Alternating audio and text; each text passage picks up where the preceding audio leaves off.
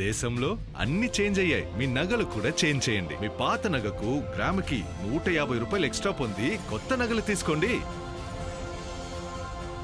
అదే తక్కువ తరుగుకు మీ లలితలో మాత్రమే. వైసీపీ అధినేత జగన్ పై టీడీపీ నేత వర్ల రామయ్య తీవ్ర విమర్శలు గుప్పించారు. జగన్ రాజకీయ మనస్తత్వం ప్రజాస్వామ్యానికి సరిపోదని ఆయన తెలిపారు. గత ప్రభుత్వంలో నేరగాళ్లకు మద్దతు ఇచ్చారని ఆరోపించారు. అమర్నాథ్ గౌడ్ ఘటనను ప్రస్తావించిన వర్ల రామయ్య సంఘ విద్రోహ శక్తుల వెనుక వైసీపీ హస్తం ఉందని మండిపడ్డారు. జగన్మోహన్ రెడ్డి గారు రాజకీయ రంగ ప్రవేశం చేసిన తర్వాత రాజకీయ నాయకుల విలువలు పూర్తిగా తగ్గిపోయినాయి. రాజకీయ నాయకుల ఔన్నత్యం, ఔచిత్యం ప్రజల దృష్టిలో పూర్తిగా దిగజారిపోయింది. శాసనసభ్యులు అంటే ప్రజల్లో విలువ పోయింది. శాసనసభ అంటే గౌరవం పోయింది.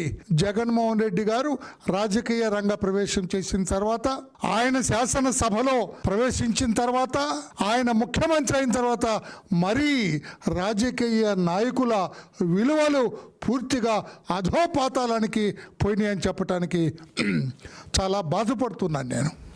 ఎందుకంటే ఈయన రాజకీయ నాయకులకున్న గౌరవాన్ని పూర్తిగా తగ్గించేశాడు. ఆయన మొట్టమొదటి నుంచి కూడా తన తండ్రి ముఖ్యమంత్రిగా ఉన్నప్పుడు ఆ ముఖ్యమంత్రితో అడ్డు పెట్టుకొని ఏ రకంగా కోట్లు కొట్టేసింది, ఏ రకంగా సిబిఐ అతని మీద ఎఫ్ఐఆర్ రిజిస్టర్ చేసింది, ఏ రకంగా సిబిఐ ఇన్వెస్టిగేట్ చేసింది, ఏ రకంగా క్విట్ ప్రోకో వాళ్ళ నాణ్యం అక్కడ పారిశ్రామికవేత్తలకి ఉచితంగా ఏది కావాలంటే అది ఇస్తాడు, వాళ్ళేమి ఈయన కంపెనీలో తెచ్చి డబ్బులు పెట్టుబడులు పెడతారు.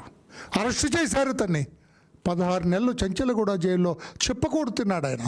ఆ ప్రభావమో ఏమిటో నాకైతే తెలియదు, కానీ నేరస్తులన్నా, నేర చరితులన్నా, తప్పు చేసేవాళ్ళన్నా, సంఘ వ్యతిరేక శక్తులన్నా చాలా ఇష్టం చూపిస్తాడు వాళ్ళని కలవటానికి. చాలా ఉత్సుకత చూపిస్తాడు ఆయన. నువ్వు బాగా నేరాలు చేస్తావా, దగ్గరకు రా. నువ్వు బాగా మర్డర్లు చేస్తావా, కమ్ నీరర్ టు మీ. నువ్వు బాగా కోట్లు అన్యాయక్రాంతం చేస్తావా, అవినీతికి పాల్పడతావా, రా దగ్గరకు రా. నువ్వు గంజాయి బాగా అమ్ముతావా, రారా. నువ్వు డ్రగ్స్ బాగా అమ్ముతావా, రారా అన్నట్లుగా ఉంది అతని వ్యవహార శైలి.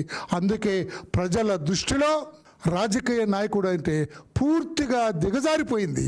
ఆ విలువలు, ఆ ఔన్నత్యం, ఆ ఔచిత్యం పూర్తిగా దిగదార్చేటట్లుగా చేసినాడు రాజకీయ. ఎవరు కూడా చదువుకునే విద్యార్థులు కానీ ఎవరు కూడా రాజకీయ రంగ ప్రవేశం చేస్తాం, నేను రాజకీయ నాయకుడిని అవుతాను ముందుకు రావట్లేదు. ఎందుకంటే ఇతను లాంటి వాళ్ళకి బంగారం బ్యాంకులో ఉంటే అది మీ అప్పు, అదే శివా గోల్డ్ కంపెనీకి తీసుకొస్తే అది మీ పెట్టుబడి. తాకట్లో ఉన్న మీ బంగారాన్ని మేము విడిపించి ఈ రోజు మార్కెట్ ధర కొని స్పాట్లో మీ నగదు మీకు అందిస్తాం. ప్రతి నెల వడ్డీలు కట్టడం లాభమా లేదా ఇలా చేయడం లాభమా మీరే ఆలోచించుకోండి. శివా గోల్డ్ కంపెనీ, అప్పులేని ఆనందకరమైన రేపటికి సరికొత్త మార్గం. జస్ట్ ఒక కాల్ చేయండి. తాకట్లో ఉన్న మీ బంగారాన్ని విడిపించి ఈ రోజు మార్కెట్ రేట్కే కొనబడును.